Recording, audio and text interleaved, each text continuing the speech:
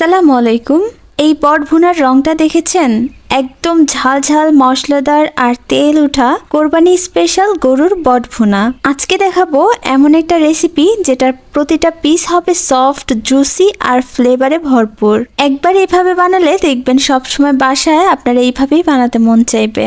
কড়াইতে 1 কেজি পরিমাণ বট নিয়েছি আর এই বটগুলো কিন্তু খুব সুন্দর করে পরিষ্কার করে ধুয়ে নিয়েছি। দেখতেই পাচ্ছেন এটা একদম পরিষ্কার, যার কারণে এগুলো আর আমি এক্সট্রা করে সেদ্ধ করলাম না। এখন এগুলোর মধ্যে দিয়ে দেব 2 টেবিল চামচ রসুন বাটা, 2 টেবিল চামচ আদা বাটা, 1 টেবিল চামচ জিরার গুঁড়া আর 1 চা চামচ ধনিয়া গুঁড়া। দিয়ে দিচ্ছি 2 টেবিল চামচ মরিচের গুঁড়া, 1 চা চামচ হলুদের গুঁড়া, 1 চা চামচ কালো গোলমরিচের গুঁড়া, 1 টেবিল চামচ দিয়ে দিলাম শাহি গরম মশলার গুঁড়া। এই গরম মশলাটা কিভাবে তৈরি করতে হয় সেই ভিডিওটা আমি আপলোড করেছি, আপনারা চাইলে দেখে নিতে পারেন। এখন পরিমাণ মতো লবণ দিয়ে দিলাম। দিয়ে দিচ্ছি 2টা দারুচিনি স্টিক, 6-7টা সবুজ এলাচ, 4টা লবঙ্গ, 2টা তেজপাতা এরকম ছিঁড়ে দিয়ে দিলাম। আর দিয়ে দিচ্ছি 1.5 কাপ পরিমাণ পেঁয়াজ কুচি। আধা কাপ পরিমাণ রান্নার তেল দিয়ে দিব। বট রান্নার তেলের পরিমাণটা একটু বেশি প্রয়োজন পড়ে।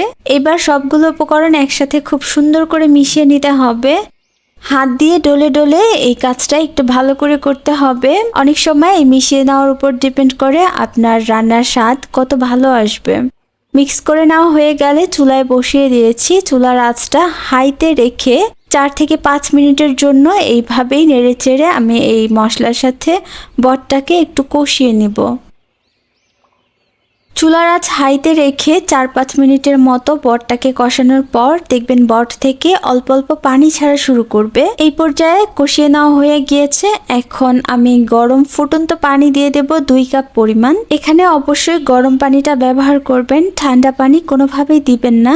এবার আমি ঢাকনা দিয়ে ঢেকে অল্প আঁচে রান্না করছি প্রায় 50 থেকে 60 মিনিটের মতো। প্রায় 1 ঘন্টা পর আমি ঢাকনাটা খুলে নিয়েছি।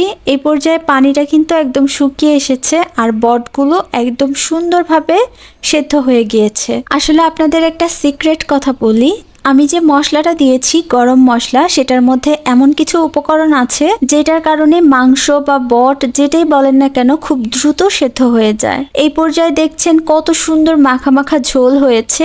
এই ঝোল সহ আমি বটটাকে নামিয়ে নেব, এর থেকে আর বেশি টানাবো না। রুটি, পরোটা বা নান অথবা পোলাও, ভাত সবকিছুর সাথে এই মাখো মাখো বটটা খেতে এত মজা লাগে। একবার হলেও আমি রিকোয়েস্ট করব আপনারা বাসায় এইভাবে বানিয়ে দেখবেন। ভিডিওটা ভালো লাগলে লাইক, কমেন্ট আর সাবস্ক্রাইব করতে ভুলবেন না। আজকে এখানেই বিদায় নেব। আল্লাহ হাফেজ।